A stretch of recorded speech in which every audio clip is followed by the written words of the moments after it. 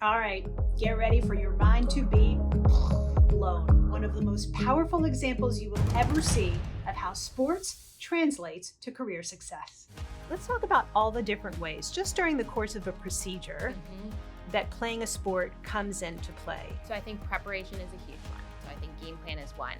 Then when you get in the OR, it's communication. Anticipation is really big. The teamwork that's there and the camaraderie, knowing everybody's name. That vision of like, you're looking at what you're doing, but you can actually see the whole field. You see everything around you and what's happening. What about decision making? You have to be able to have a plan A and a plan B, and you have to be able to adjust. And then that ability to debrief and say, okay, afterwards, what's the thing I did well? What's the thing I want to do better? Hey everyone, welcome back to the Athlete Effect podcast. I am Bonnie Bernstein. We are so excited to have you here because if you're watching or listening, chances are you're an athlete currently competing, post-competition, trying to figure out, hey, how can I harness my sports superpowers to crush it in my career? Or maybe you're a parent with a kid playing sports or coaching a women's team, looking to better understand the lifelong benefits of competition so you can have that conversation with your ladies. Or maybe you are just interested in being a kick-ass leader, in which case you have come to the right place. We're thrilled to have you here. Please download, share, subscribe, like, all the things. We just really appreciate you being a part of our community. Okay, today's guest is former Yale soccer star turned history-making neurosurgeon, Theresa Williamson. Dr. Williamson is just one of 33 Black female neurosurgeons in the entire country, and her path to medicine was not destiny by any stretch of the imagination. For a long time, just like so many of us, she identified predominantly as an athlete, and then multiple injuries forced her to step away. I've been there, maybe you've been there, that crossroad where you're weighing, do I keep playing or do I turn the page? Dr. Williamson shares how she personally bridged that gap to tee up her next chapter. We also talk about some fascinating research in the event you are looking to go into the healthcare industry about how athletes tend to outperform their peers when going through medical school and their residency. And she also gets really candid about patient advocacy. This is something she's extraordinarily passionate about, and how athletes or any patient can make sure they are seen, they are heard when they're being treated, and how to weigh how important it is to get back on the field versus your long-term health and mobility. All right, let's do this. Dr. Theresa Williamson, welcome to the Athlete Effect Sisterhood. We're going to start with science and medicine for dummies.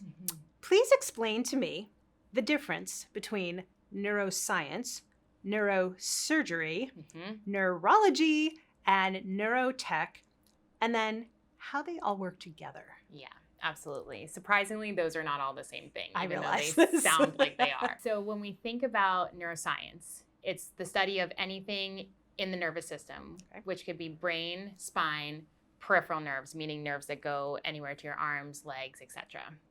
So anyone that's studying anything from like what a single little cell is doing in the nervous system to like how your body responds to a concussion or a head injury is a neuroscientist. So those people are studying neuroscience. Neurologists study disorders or problems with the nervous system and take care of patients that have those problems, and they treat them with medications. Sometimes they can treat with some intervention, but they're not going to cut you open and do any type of surgery. So conditions such as? Parkinson's, could be concussion, could be seizure. Those types of conditions are treated by a neurologist.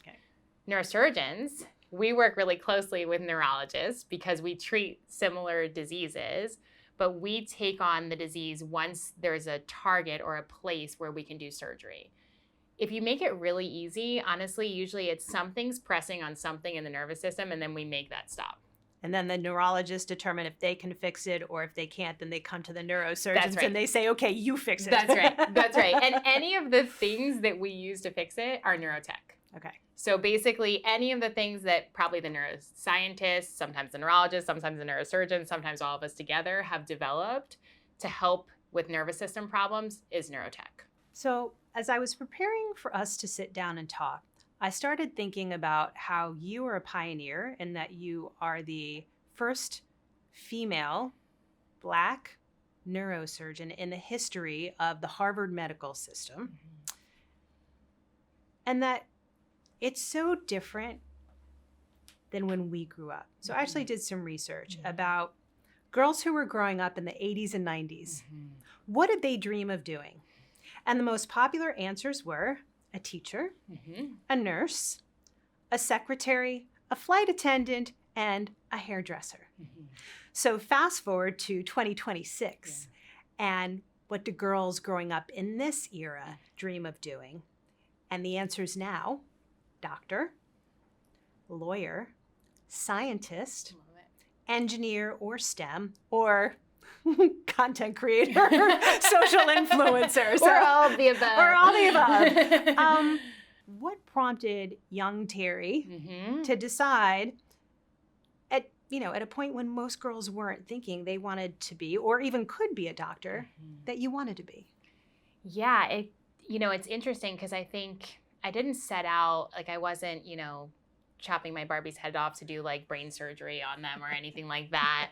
But I always had a real interest in people and in the brain. And so the way that happened was I was around a lot. My aunt and my mom, who are both educators, and both educators of kids with special needs. And then a step further, they were kids with special needs who were part of our criminal justice system.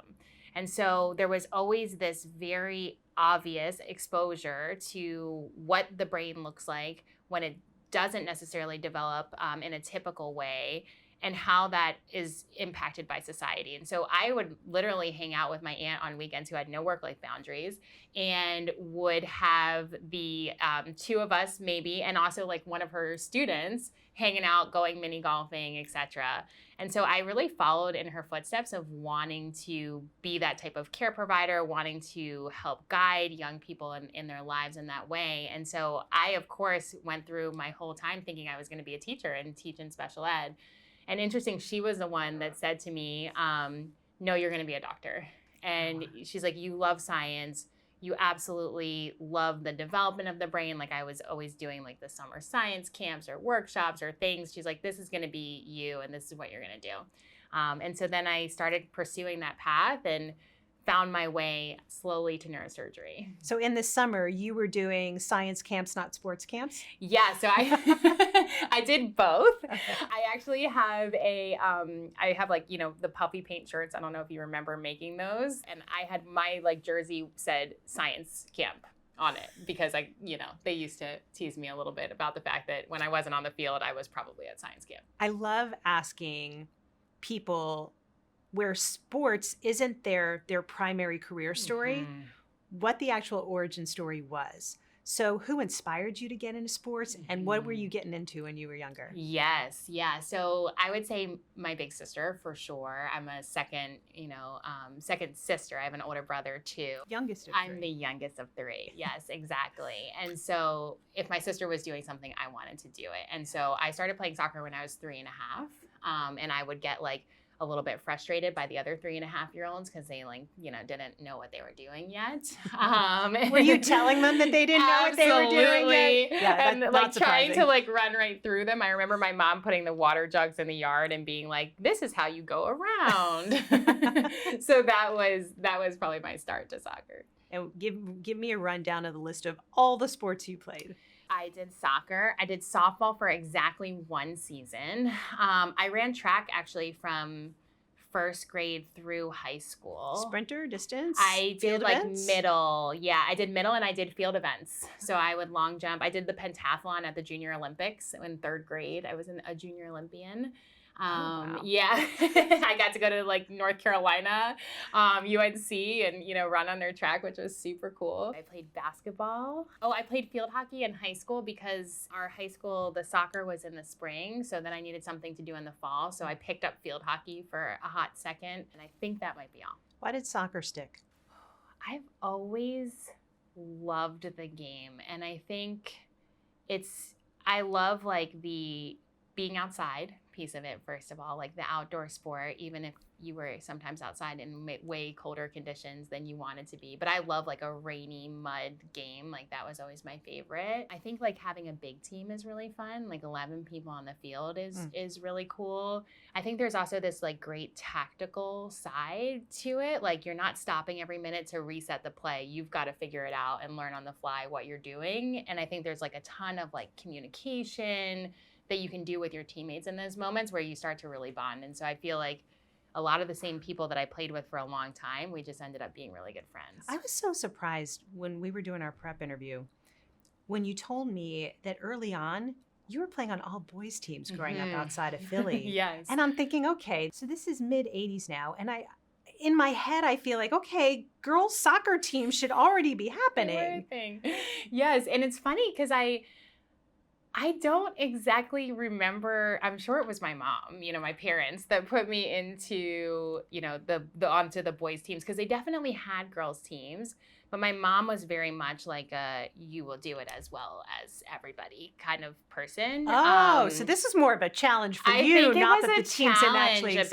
Okay, yes. okay. And then myself and my one of my really good friends, who was actually a bridesmaid in my wedding, she and I played on the boys teams pretty much all the way through like elementary school. And we were on the all-star team. It was like the two of us and all the boys. And we started and, my mom was reminding me that she's like, I think that team scored 60 goals and allowed 1.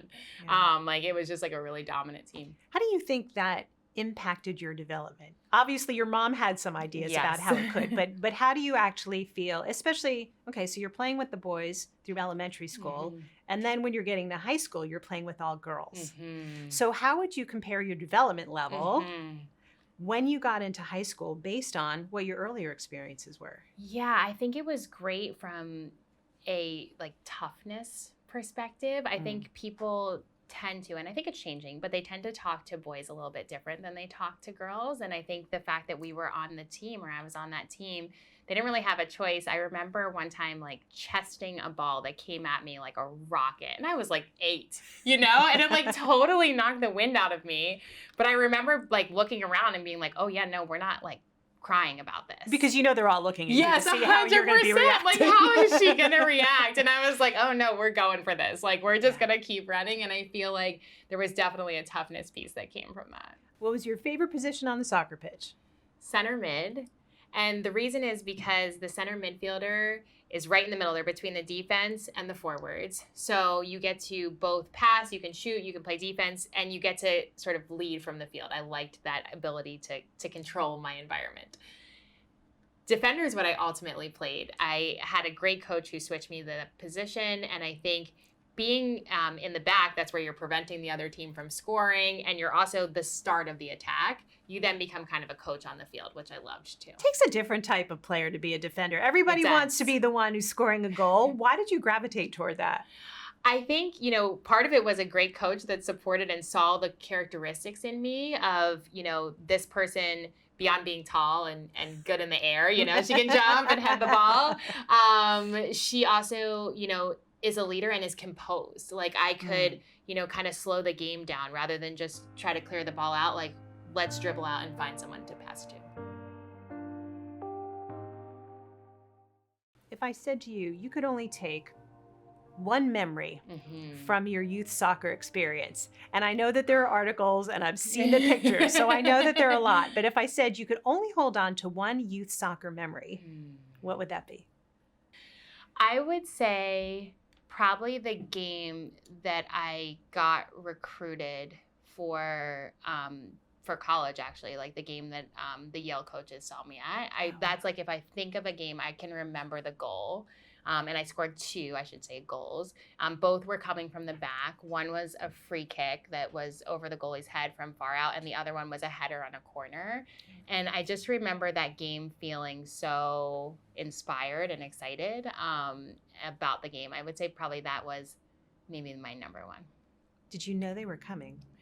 I did not know they were coming. Really? Yes. Oh, wow. And so I think it was like sort of, an opportunity that I didn't know was an opportunity, which was really cool. When you were starting to go through the college recruiting experience, were you thinking about finding a place where you would be able to be a meaningful part of a soccer team and pursue medicine? Like, what was your mindset when you were starting to have conversations? Yeah, so I knew at that point that I wanted to be pre-med. Okay. And I absolutely was looking for a program that was going to be a great top-notch soccer program. But I also really wanted to make sure that I could have the experience of a pre-med and like a top-notch academic experience. At that time, there wasn't a lot of great options for women soccer players after college if you weren't going to the Olympics, which at that point I was pretty sure that I wasn't. And so I think that for me, I actually looked at some programs where it was like, it's going to be really tough to be pre-med because you won't be able to make it back from the lab to practice or things like that. And the Ivy League was actually a really good fit for me because of some of the rules they have around academics and summers and things that you can do other things during. What were your top 3 schools? Yale, Notre Dame, and Stanford. And I have to apologize to all my Notre Dame family members because I come from a long line of Domers, and that's probably the most disappointing thing I've done. What put Yale across the finish line? I would say the ability to do both, like that academic and athletic opportunity, the exposure, like the number of opportunities that I had to travel all over the world and, the people that I was exposed to, I just thought was going to be incredible. And obviously you would get that at those other programs too, but yeah. Having played multiple sports growing up, when we have conversations as adults about do our kids pursue a multi-sport path or do they specialize? In addition to, using different motor skills and stuff like that, the time management that we learn juggling multiple sports and going to school and doing homework and trying to have a social life. So you've kind of mastered that in high school. Yes. So when you get to Yale University, which I'm going to assume was a fairly strict academic curriculum, and you've got your soccer training. Where did you feel you ranked on the time management scale by the time you walked in the door as a freshman? Yeah, absolutely. I remember talking to my roommate about this. She was a gymnast in Yay. college. Oh, yes. we love that. Yeah, what was her name? amazing. We have to shout Lauren her out. Tatsuno. Hey, Lauren. Yeah, hi, fellow Lauren. gymnast. Let's go. Yeah, she was amazing. I loved going to her meets, and it terrified me, but it was awesome. It terrified me too. So. But we would always laugh because we would look, kind of at the people around us, et cetera, and be like, oh, I can fit more into this 30-minute lunch than they can fit into their whole day. So all of your friends are completely stressed out. Yeah. And you're like, we're like, what? Okay, I did this on the bus. If you had 20 minutes, you're like, I could read a chapter. Rather than, oh, it's only 20 minutes. I don't know when I can get done. Yeah. And because for both of us, we left high school. You left for your school day. I went to my high school practice. I went to my club practice. And then sometimes I went to a third, Olympic development program practice. So it was, then 4 till 10. Yeah. You ate dinner in the car and you did your homework during the day or after. How much do you remember about going to the Sweet 16 as a freshman in the NCAA tournament? Yeah. That was so cool.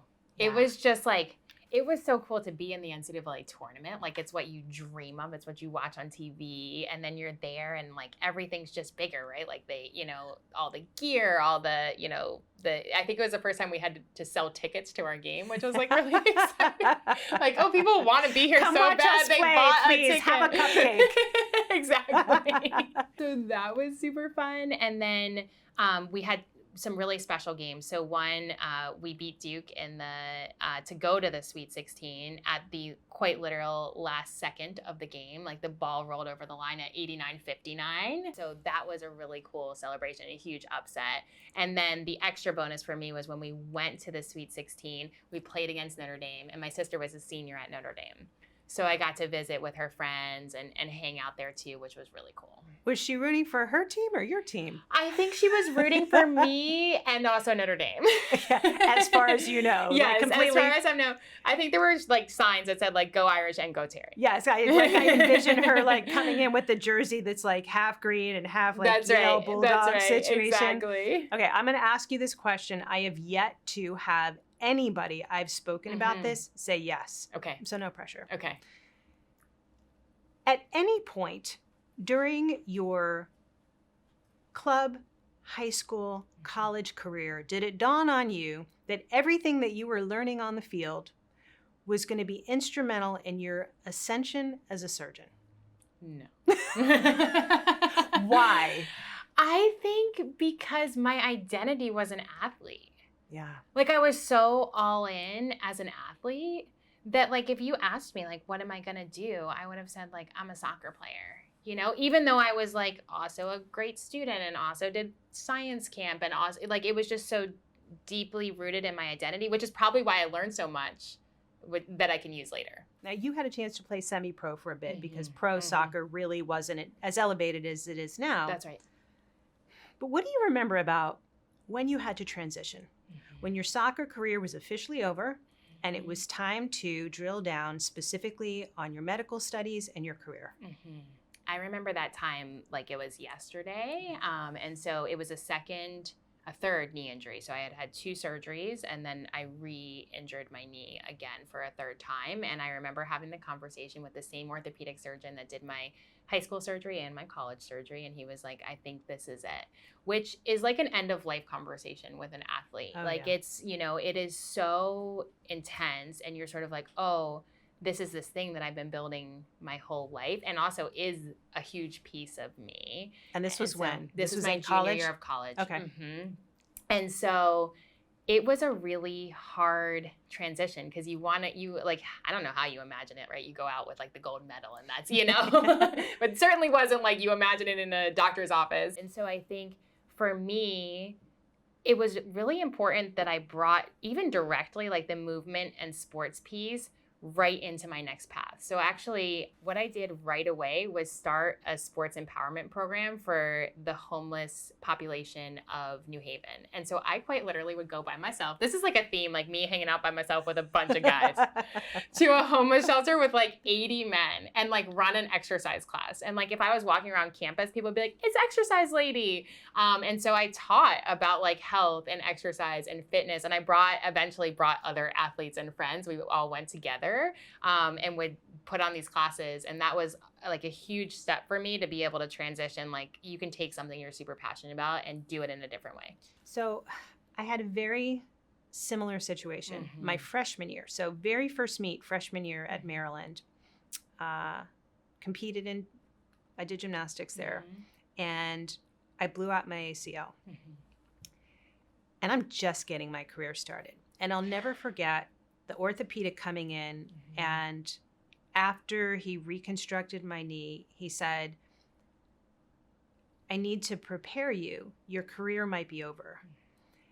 And Theresa, the level of, I don't even know how you describe it, anger, defiance, because it's like what you said, you want to be able to wrap up your career on your own terms. And I just remember thinking, you don't get to decide that, I do. And I worked relentlessly to get back. But it was also earlier in my career, so you were in a little bit of a different situation. So when you were processing it, was it a moment of immediate acceptance or did you just need some time to get there? I think it was immediate grief. Definitely not immediate acceptance. In fact, like sometimes I think about that year of eligibility that I still have. Like when I'm hanging out with my athletes that are mentees, I'm like, I could still technically get out of there. I don't think there's an age limit. No, there's not. And then I like try to run a mile and I'm like, haha, just kidding.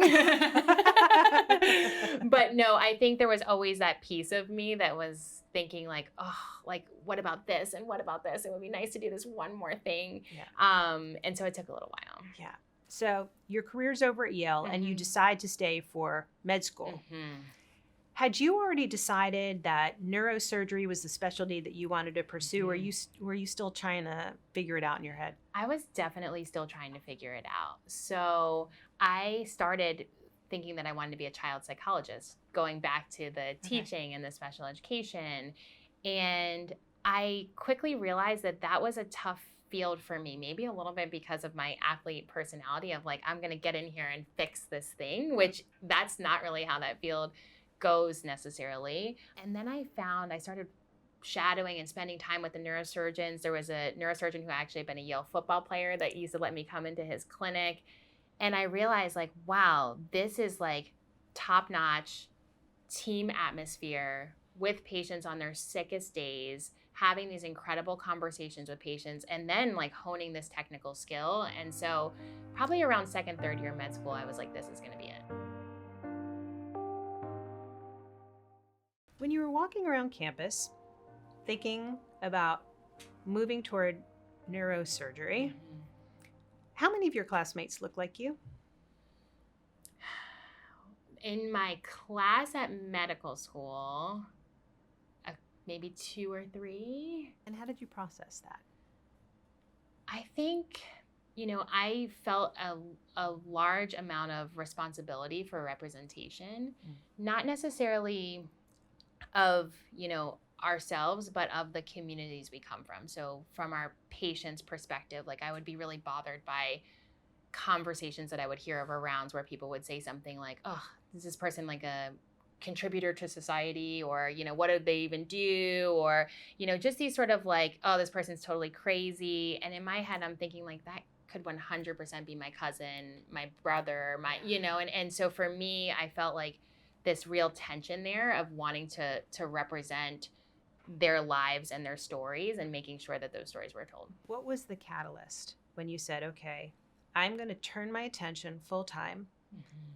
I'm going to pursue my residency. I'm going to go to Duke, and I'm going to become a neurosurgeon. Yes. There was a moment when I watched a woman who's a neurosurgeon in Texas now, Toral Patel, have a conversation with a family at like 3:00 in the morning. And their son had just been newly diagnosed with a brain tumor. And I watched the way that she sat with them, and they were obviously very upset. But the way she was so composed and the way she communicated the next steps and guided and coached them, I was like, this, if I could be anything like her, like that's what I want to do. So you decide to go to Duke for your residency. And when I hear Duke and residency and neurosurgery, what I don't think about is joining the club soccer team. So why not? What?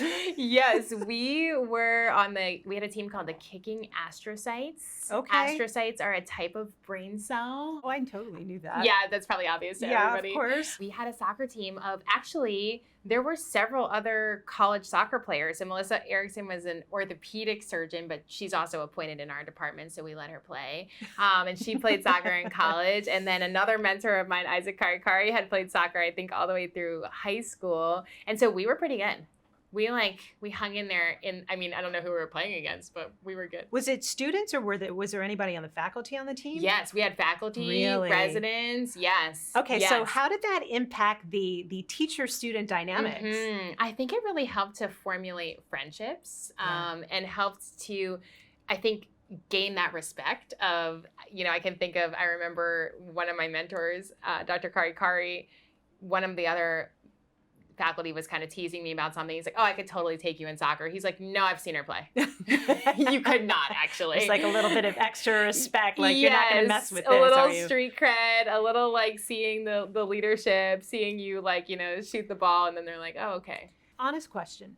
How does one prepare to operate on brains and spines? Was there any point where you were squeamish and you just had to get used to it, or did you just dive right in? I dove right in. Did yeah, you? I think that's probably where this is for me.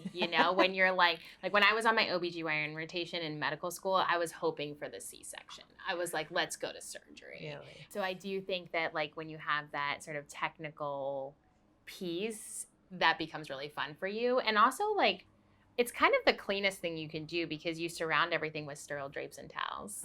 When I watched you in the OR room, you had this calm and this poise about you that reminded me of a young woman by the name of Karenna Groff. Karenna was an outstanding soccer player at MIT. I got to know her through hosting NCAA Woman of the Year, and she won a few years ago, and she had aspirations of becoming a neurosurgeon to follow in her father's footsteps. She graduated, she was going to med school at NYU, and we'd stayed in touch. The last time I saw her before she and her family unfortunately passed away in a plane crash, she had shared some fascinating research with me about the connection between athletes, specifically college athletes, and their success in medicine. Better scores on boards, better technical skills in surgery, and more grit and less burnout in residency. How much does that track for you? That tracks 100%. I'm so glad you brought her up because what an amazing person and such an amazing legacy for her and her family. Mike Groff is at the Brigham as a neurosurgeon that's super highly revered as well. It just makes so much sense, right? It's everything from the coachability. I think you watched Felicia in the OR yesterday, who is a college fencer. Yeah. And like if I'm doing something, she's doing the hand motions next to me, right? Trying to emulate it, get the muscle memory. I think that commitment to excellence is also what drives you and often helps to prevent from burnout, right? Because you're like, I'm trying to pursue the next thing. I'm trying to figure out how I can do this better. I'm trying to bring other teammates up. And that really is protective. When you're in the operating room, and it was such a cool experience to watch you because we kind of went around the room and you did your little huddle where everybody introduced themselves to your patient. Almost the entire team spoke to camera and said, I'm so-and-so, and I played this sport. Did you realize that, by the way? I did not know that. I was like, I would have loved to curate that for you, but and I was like, wow, this is really proof of concept that like people that go into surgery and are good at it played a sport. Let's talk about all the different ways, just during the course of a procedure, that playing a sport comes into play. Yeah. So I think preparation is a huge one, right? Like we used to go into a game with, this is what we're going to do. This is the game plan. So I think game plan is one.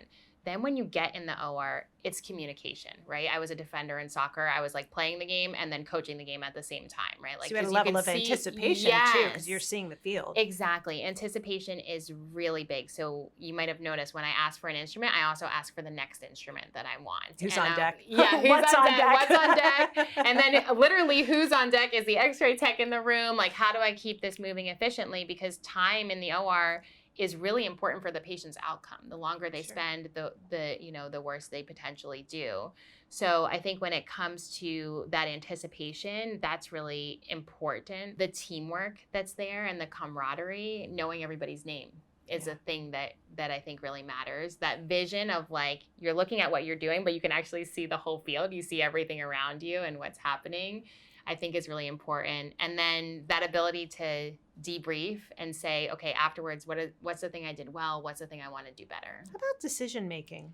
Yeah, so I think in terms of decision making, you have to be able to have a plan A and a plan B, and you have to be able to adjust quickly. You have to be able to adjust in real time. How much does what's going on during the course of a case feel like a soccer game? I would say a fair amount of it, actually. Like, because it's one of the few places that you feel in the zone. Like, you kind of get in that zone and things go into that, like, beautiful choreography of, like, this, then that, and you sort of fall into that. And I think then you're communicating, and as someone who is a leader in the field in my position, I feel that way as a leader in the operating room, too. Well, you have certainly become a leader and a pioneer. Do you remember the day when you found out you were about to become the first Black female neurosurgeon in the history of the Harvard medical system, which dates all the way back to 1811? I do. So I actually, and when I signed that contract, I was 5 months pregnant too. So it was just like a really amazing sort of on top of the world experience. And I think for that same reason, bringing back that idea of what community did you want to represent? And like this opportunity was huge. I was going to have great mentorship and also this ability to have so many resources at my fingertips that I could then bring people in. Like I was like, oh, they opened the door. Like here, we're all coming. Was it a big deal in the medical community at the time, or was it kind of It was a big deal. Like an email went out to like all the neurosurgeons in America, which I was like, I didn't even know that email pan list existed. And it led to a lot of other opportunities, like things like being on the board of the Congress of Neurosurgeons, being on the board of the spine section, where it was all of a sudden like a lot of attention on me. And also I think as much of like sort of who I am and what I represent, but also the work that I've done related to it. I can't even begin to imagine what the day-to-day was like. You get this historic opportunity, you're 5 months pregnant, and you're quite literally one of one. How would you describe the day-to-day when you were getting used to life as a neurosurgeon at Mass General? When I first got there, I remember very much like this on top of the world type feeling. And I had all these big plans. I was like, I'm getting my MPH. I'm going to be appointed at the Center for Bioethics. I'm going to be on this board. I'm doing this. And it was like, I'm going to have this practice. I'm going to bring minimally invasive. And it was like, and I'm also going to bring a child into the world. And I'm also bringing a child. Here's my baby also. And I've got to breastfeed. And, so it was like this whole, just intense feeling. And then I remember that being sort of dichotomized again. So my very first case, I was all prepared. It was easy. It was an easy case by neurosurgeon standards, but I was weeks in the making of preparation. And the case was scheduled to start at 10 o'clock in the morning. And it just kept getting bumped, and it kept getting bumped, and it kept getting bumped. And around 4 o'clock, bumped, by the way, means your case gets replaced by somebody else's case. So then you're not Why was it getting bumped? Of all different kinds of reasons. Sometimes it's an emergency. Sometimes it's somebody else has this scheduled day. I get to 4 p.m. and I go downstairs to the OR and I'm talking to the patient and they're like, well, we'll see. And I was like, oh, well, I had this prepared and this prepared and this prepared. And I remember the comment was, you need to get used to being on the bottom of the totem pole. And at 7 p.m., it was one of the first nights that I hadn't seen my daughter or got to breastfeed my daughter that night. I heard from an intern that I called and said, I was just checking in on my case. And he was like, I don't know what to tell you. We're not doing your surgery tonight. And I walked out of the hospital, and I can still get a little bit emotional even thinking about it. And I just, I called my mom, and I just started to cry, as soon as I walked through the threshold of no one can see me anymore. And I was sort of I can't believe I had the audacity to think that I could do this, that I was going to show up into this space and that people were going to be welcoming with open arms and ready to throw everything into place. And so I think, there were some moments where there was really challenges around getting the resources, getting the things that I really wanted to have to serve my patients, because my patient's not at the bottom of the totem pole, right? Maybe I am, but she's not. And think about, how I was going to push through. And so, I had some amazing advocates through that. I met with my chair the next day, and he was the next day when they did the case, literally the chair of anesthesia was there, and he was there, and everyone was we are going to make this happen. I think you really need that level of sponsorship to blaze a trail. But it became super clear to me in that moment of what does trailblazer mean? What do you have to endure to get through that? How would you describe that? I think the biggest thing, so there was a huge piece of just pure run through the wall toughness that probably I learned when I was 4, playing with the boys of, I used to go and run on the treadmill and put it up to 13, 14 and just to the point of exhaustion and be you can do more. So that if you have to do your surgery in the middle of the night or, at a different time, you can make this happen and you can do it at the best and you can be excellent at it and you will show that that will work. And so I think doing that is really, that part of it was extremely exhausting. And then I think I learned a little bit about how to call other people in, mentors, et cetera, onto this, team and into this fight of oh, you're going to help me make this happen. Yeah. And I think that was a really powerful sort of growth moment for me that really changed the trajectory of my career there. So you were doing the physical work to make sure that you could perform, whether that was 2 o'clock in the afternoon or 2 o'clock in the morning. And you were putting on the good face, which is completely different than what's going on the inside. So help me understand what you were navigating internally. Yeah, I think the biggest thing that I was navigating internally is should I be here? Do I belong here? Am I good enough at this? And I think, it's not even in this self-deprecating way. I know I'm a good surgeon, but it was more just this is, do they believe it? Does it matter that they believe it or not? And I think that piece of it was really big for me. And I worked with a coach for a long time thinking about okay, if someone says this to you, does that mean that they don't respect you as a surgeon? Is it true? Is it really true? And rebuilding that confidence from sort of the bottom up again. So there were clearly obstacles, but something changed. What changed? Yeah. And who helped change it? I think a few things changed. I think part of it was that mentality of I'm showing up here. I did all the training, I'm great at this. I'm doing this for my patient, and I'm going to ask exactly for what I need. And I'm going to allow myself to be curious enough where everyone else is coming from that they can step in to help me. That's your inner athlete working. That's my inner athlete. So much of my coach is always like, oh, you're so fun to coach because you're so coachable. Because I'm like, I would start out the conversation by being like, oh, this guy, and she'd be like, okay, let's like take a step back and think about where do you think he's coming from? I'm like, he's coming from a place where he's a jerk. And she's like, okay, let's take another step back. And then finally, by the end of the conversation, it would be like, okay, maybe he has all these other things going on, and maybe he actually does really want to support this, or maybe he doesn't, but this other person might want to help you. And so I found that I was able to actually build like a really good team of people, and I always had my chair as a really big advocate for me and help them to, help me navigate that. And that ended up being like a really powerful force. I remember you mentioning something about a group of nurses and a binder. Yes, absolutely. So it got to the point because I was trying to do these like new tech cases, and people would be like, well, so-and-so doesn't do it that way. And I'm like, okay, but I'm not so-and-so. So like, I just need you to help me do it this way. And it was like grinding. And then finally I met a group of nurses, Emily, Lorraine, and Natalie, I'll shout them out, and others.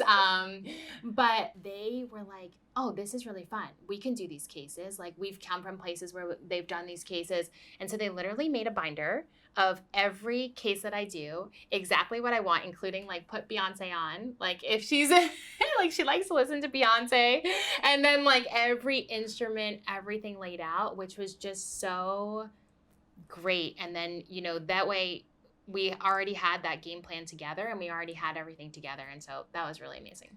You are known in your community as the person to really revolutionize this minimally invasive process. Let me see if I can get this right. Endoscopic, spinal surgery. Help me understand what it is. Yes. So first things first, tiny camera. Where we would previously have to make a big cut, move the muscles out of the way to get down to the spine to decompress. Remember I told you we just take things off of things that are squished. So in order to do that, we would have to open up, and then it would be painful. You'd be in the hospital for a couple of days. Now we can do it through a 7mm camera. We can shine the light. You can look up on the screen at the anatomy, and you can do all that same work. That way they can go home the same day. It's really a nice offering. How did it come to be that you were able to do that procedure for the first time and get everybody's support and really get on the map for that particular procedure? So part of it was, being in the right place at the right time. Yeah. There was some excitement and enthusiasm that my chair had about starting an endoscopic program in Boston when I was there.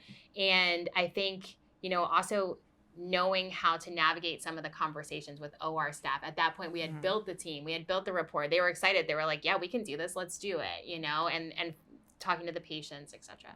How does the biggest win you've had in sports compare to a huge win, like being able to bring a revolutionary procedure like that to the hospital and to your community and to your patients? It's as big of a thrill, right? If not a little bit even a bigger one, because you're impacting so many people around you, and you see like a patient do well, and you see someone who thought, I'll never have surgery, I'll just sit inside my house. And then you like hear about them going out to church, and you're just like, it's so fulfilling. Yeah. You're now at Brown University Hospital. You had lots of offers to go lots of other places. Yeah. What is it about your current opportunity that felt right for this next chapter? First and foremost, being amongst the leadership here, Zia Gokaslin, who's my chair, is just this incredible surgeon, leader, and advocate, and also this technical master. Yeah. And then when you think about, here actually we have, I believe 7, I don't want to get the number wrong, women on faculty. So I'm like, how did you get everyone? But I think he has this incredible style of collaborative leadership to be a part of. And then just this opportunity of like, hey, do you want to take and grow this endoscopic spine practice? Be the director of endoscopic and minimally invasive spine. We'll give you everything you need to do it. The patient population's here. And then it was like, do you also want to run the neurotech center, like the Center for Innovative Neurotechnology and Neural Repair? And I'm like, absolutely. Sign me up. Like, sign me up. And you can still keep your work from the Neurotech Justice Accelerator. You can combine them. You can take new tech and then make sure it's, you know, accessible to this amazing, diverse community. And it was just like, it was literally like, sign me up. What do you think is most important about what currently exists and what is coming down the pipeline that can be beneficial for athletes? Mm-hmm. Yeah, so I think there's a lot that's coming. One thing that I'm really excited about that we actually have at our Center for Innovative Neurotech and Neuro Recovery and Repair is the transcranial magnetic stimulation system. English, please. Yes, absolutely. Big magnet on your head. So usually what you would have to do for us to get access to the brain, we would have to open it, the skull and the skin, etc. We now know that we can measure brain waves through an EEG, and we can actually put a magnet on the head and affect the way that those brain waves or that connectivity in your brain is functioning. And that's super important because when you think about athletes and mental health, huge issue, right? Like there's, you know, women's soccer has had a lot of really unfortunate, tragic events around mental health. And it can be hard because sometimes athletes can actually be denied the medications that they might take for antidepressants, et cetera, because of the fact that they might show up as a performance-enhancing substance. They get drug tested. That's right. Yep. And so they might be hesitant around medications, drugs, et cetera. And these are things, by the way, we find out by the work we do when we go and interview and talk to athletes, like, what would you think about this type of thing? Whereas transcranial magnetic stimulation is not a, you know, drug that's altering things, but it does actually have data to show that it can help with depression, can help with anxiety, can be a really effective treatment. And by the way, those are also the things that happen in post-concussion syndrome. So after you have a concussion, you might see a lot of that injury. So as someone who has studied concussion and has studied the technology, that's a place where I'm like, oh, this could come together really beautifully for athletes. Yeah. How prevalent do you see that in college programs and the resources that are available to college athletes? Yeah, so I would say it's still in its early stages. So we see it at some institutions. Brown happens to be one of them that we have that ability. You know, and we're starting to focus on those types of programming, but it's still growing. The other piece that's really important to you is the ethical side of medicine. Mm-hmm. And I was watching one of your lectures for Harvard, and interestingly, it was called "Ethical Dilemmas in Spine Surgery. Always Do the Right Thing?" ? And I said, "Is that really a question?" I have to justify my job. No, I'm just kidding. So what is the focus here? Mm-hmm. And then I want to follow up with an athlete case study, but just broadly speaking, what is your goal in this space? Broadly speaking, it's that the patient gets the procedure that they want and need. And I know that sounds so simple, but if you think about all the societal pieces that play, cost, when can you return to your sport? When can you return to your job? What goals do you have? What experiences have your family members had in this realm where they might never want to have a surgery or a treatment that's like, surgery, no way, even though surgery could potentially be the best thing. So basically connecting the patient with the correct treatment. And so there's so much when it comes to a patient's perspective that would impact whether or not they've got a particular treatment. It could be what their parent or a loved one had and maybe they didn't have a good experience, or it could be access, being able to pay for it, being able to take the time away from their sport or their job, and how does that play in? And so we actually study all of that. And then, by the way, what if that treatment is a new technology? So how do we make sure that new technology is well vetted, that it's not someone that says like, oh, we really want you to use our new thing and we'll take you to this cool experience event, etc. So that's where we like to do our training. I know that piece of your work comes from a very personal place. Can you share what it was that makes it so meaningful for, in addition to your day job and the neurotech piece, that you have the ability to be part of this really important conversation? I think it's probably a huge reason that I went into medicine as well. So my uncle had a diagnosis of schizophrenia, and he's an incredible human, like valedictorian of his class, was drafted for the Phillies. Oh, wow. And then just at this moment had, what we would common words refer to as like a mental breakdown, and ended up in institutions basically for the rest of his life, institutionalized. And my dad was his power of attorney, and he was therefore the guardian of his healthcare, right? And so in a sort of series of errors, my uncle got a knee replacement from a hospital that we would have never chosen without my dad's consent, because they thought, oh, this he doesn't need consent for this procedure. He's coming straight from the institution, etc.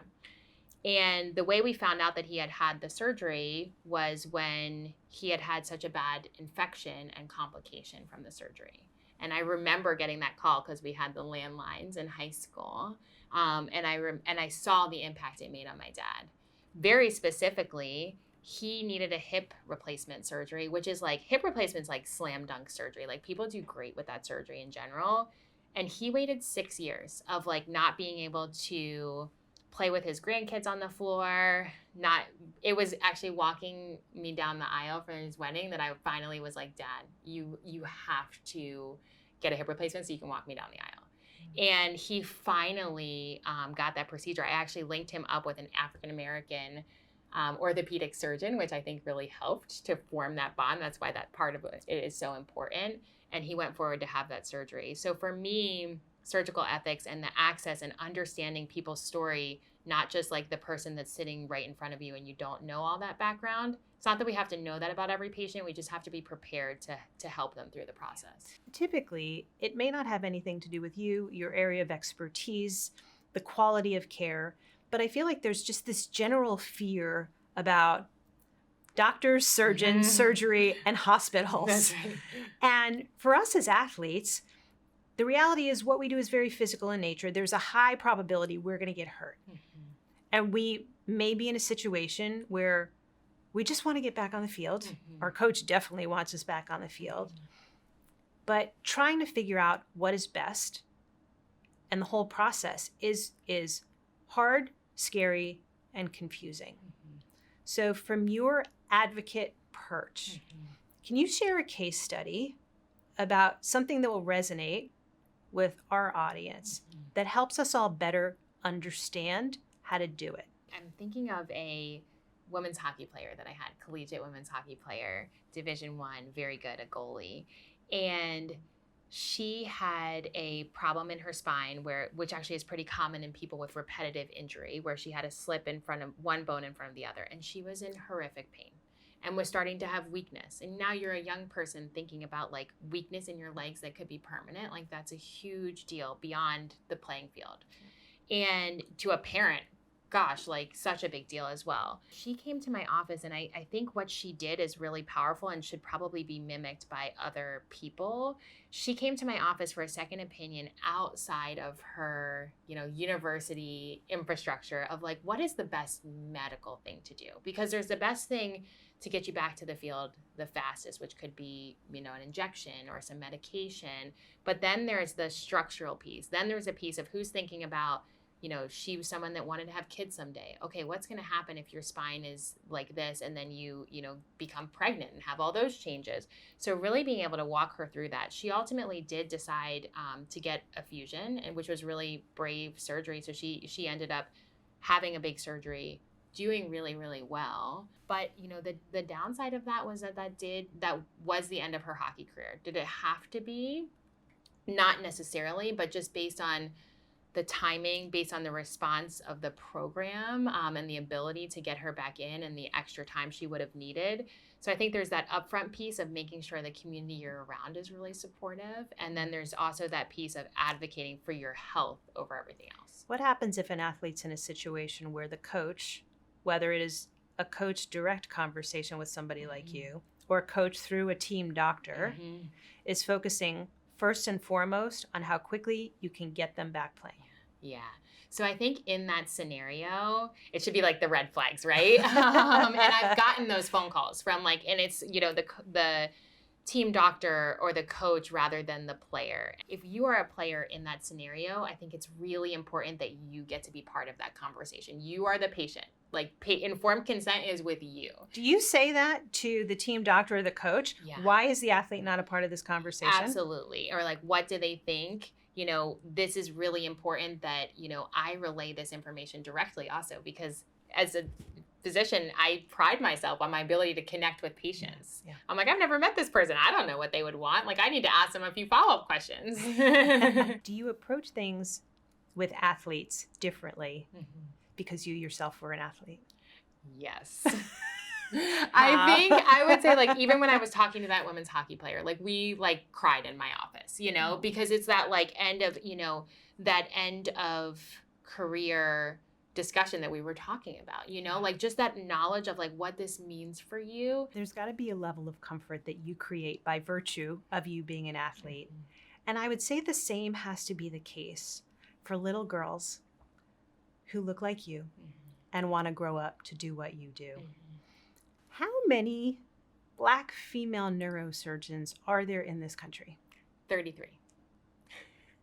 33. Among how many neurosurgeons do we know, approximately? There are 10,000 members of the Congress of Neurosurgeons. Wow. Yeah, and that's not just purely U.S.-based, but for the most part, it's U.S.-based. Do y'all know each other?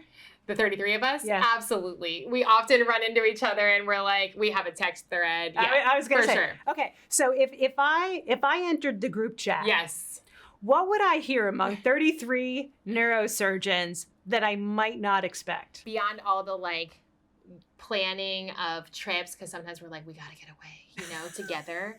Where do 33 neurosurgeons go on vacation? They could go to like a Caribbean resort, okay. like, those types of things for a long weekend. Just don't get sick in a hospital at that time. So I think those are the types of things. But then also, that issue that I shared earlier about, my experience in the OR, that might be something that I put in there.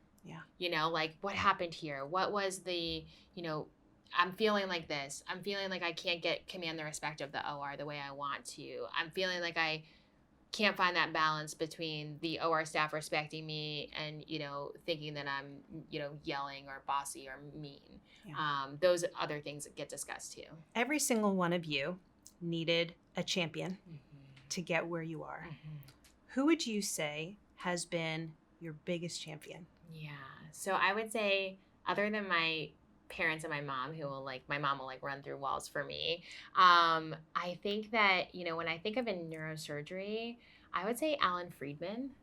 He's a neurosurgeon at Duke. He's world renowned, has operated on many, many famous people. And he's just an incredible technical surgeon, master, and doctor. And I remember, you think about, do I belong here? And, he introduces himself, hi, I'm Dr. Friedman. And I'm like, hey, I'm Theresa. He's like, hi, this is Dr. Williamson. Very clearly, wow. She he called you out here. Yes. And, almost he loves women athletes. So he actually worked with the Duke women athletes. He had sideline tickets to the women's basketball season tickets, women's and men's basketball, and just pushing you forward in a way that made you believe in yourself. Is that why mentorship is so important to you? Yeah, I think that's a huge piece of why it's so important, because it really does there were several people that looked at me and said, oh no, you're the best at this. I remember people sitting down literally at coffee being like, no, you can do this. Do you know how good your technical skills are? And sometimes if you don't have someone to help you see that, you really just can't see it. Real talk. Do you think Theresa Williamson, the non-athlete, would be where you are today? I really don't think so. I think, everything I learned on the field, I use. Like you were saying, did I know that? No. But everything I learned on the field, I use. And I think that piece of things has just been so big. As you continue on in your career, how important has self-care become and finding the time to fit it in your schedule? I think about 2 years into this push when I first started at Mass Gen of this, I will be tougher, I will be tougher, I will be tougher. It almost became my personality. I am tough. I can do this, I can hang. And I went on a retreat with a really good friend, and I finally gave myself permission to rest. And I realized it actually wasn't until I was trying to get pregnant with my second that I realized, like, oh, I was just dragging my body along for this ride. And that it was going to be really important for me to give myself a break. What is the biggest takeaway you hope an athlete, a parent, and a coach will have from our conversation? I would say you're the expert in your own body. As an athlete, you've trained, you know your body in such an intimate way. If and when you have an injury or you have an issue that you're dealing with, make sure that you're your best advocate. Tell your own story, connect with the people that are taking care of you, and make sure that if there is something available, you've looked into it and you know the right things to ask. This is your one opportunity. Mm-hmm. There's the camera. Boston has a new pro women's soccer team. Are you planning on trying to get a roster spot? I still have a year of eligibility. I want you to know that if you're interested in a defender, I'm here for you. Theresa Williamson, thank you for being part of the sisterhood. Thank you so much. This was an honor. I feel pretty comfortable. We're all a little bit more informed about how we can advocate for ourselves when it comes to our health and injuries and whatnot. But I'm not going to lie, I am still wrapping my head around how this woman was hired for her first big gig while 5 months pregnant, and then having to navigate all of those hurdles while breastfeeding and doing procedures at all hours of the night. However, we say, once an athlete, always an athlete. We talked about Corinna Groff during our conversation, who we lost too soon to a plane crash, soccer player, just like Theresa was. In the show notes, we are going to link the study, if you're interested, that Corinna shared with me about the athlete advantage in medicine. We're also going to throw a couple of other studies in there. And we'd like to dedicate this episode to Corinna. She would have made a huge, huge difference in this world. All of our social accounts and websites for Theresa, The Athlete Effect, yours truly, and The Champion's Edge, our companion TV show on ABC, are in the show notes. Thank you for subscribing, liking, downloading, sharing with somebody you know would enjoy these types of conversations. You are a part of our sisterhood, and your voice matters. Thank yous to Theresa and all the folks at Brown University Health who made this show possible. Our production team at The Athlete Effect, Allison Johnson, Kyla Carnero, Jess Levy, and Kimberly Neal, and our Champions Edge producing team, Audrey Smith, Kelly Dancho, Annie Chanthavong, Lupita Davis, and Jordan Kessler. Love you, ladies. Happy to be on this journey with you. The Athlete Effect is a Walk Swiftly Productions podcast. Copyright 2026, all rights reserved. We'll see you next time.